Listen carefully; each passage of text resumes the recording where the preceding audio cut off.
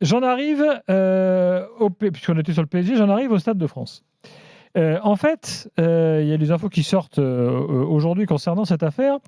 Le PSG sera donc bel et bien candidat demain. La limite est fixée à midi là pour déposer les dossiers. Il y a un autre acheteur.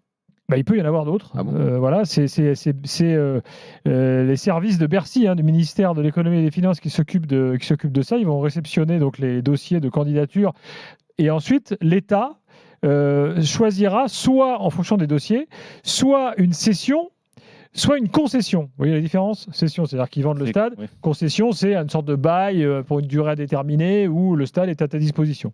Voilà. Donc tout ça est un process long.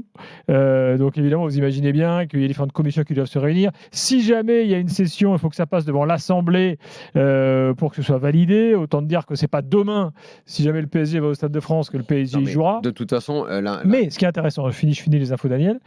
Ce qui est intéressant, et ce que Loïc Braillet nous dit aujourd'hui, lui qui a enquêté sur l'affaire, c'est qu'en fait, au fond, l'objectif du PSG, ça reste quand même le Parc des Princes.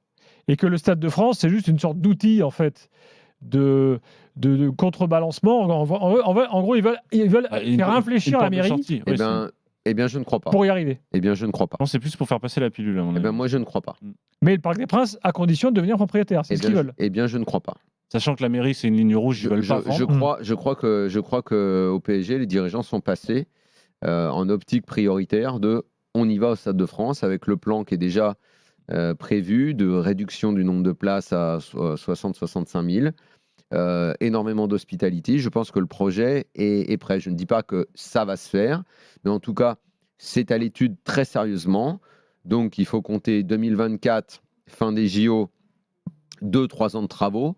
On est plus sur un 2027 du PSG là-bas, mais je pense que c'est devenu pour moi l'option prioritaire. Vu l'ampleur des travaux qu'ils veulent faire, franchement... 3 ans, j'ai dit 2027.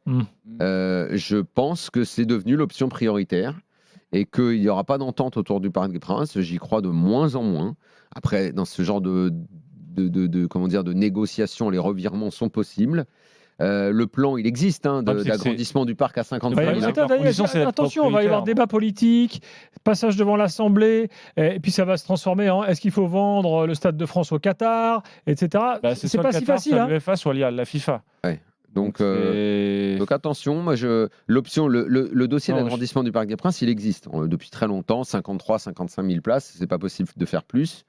Tout ça c'est prêt, ça a été dessiné, étudié. Qui veut être propriétaire et c'est la ligne rouge de la mairie. Et la mairie en plus un client pour remplacer qui est le PFC. Donc la mairie est plutôt en position de force là-dessus. Et le PSG, de plus en plus, c'est pour ça qu'ils font tous leurs sondages et toutes leurs enquêtes en ce moment. Ils préparent le terrain. Moi, je pense que c'est devenu leur option prioritaire. Si certains supporters croient que c'est du bluff et qu'au fond, ils ne veulent pas y aller, moi, je leur dis que si, ils veulent y aller.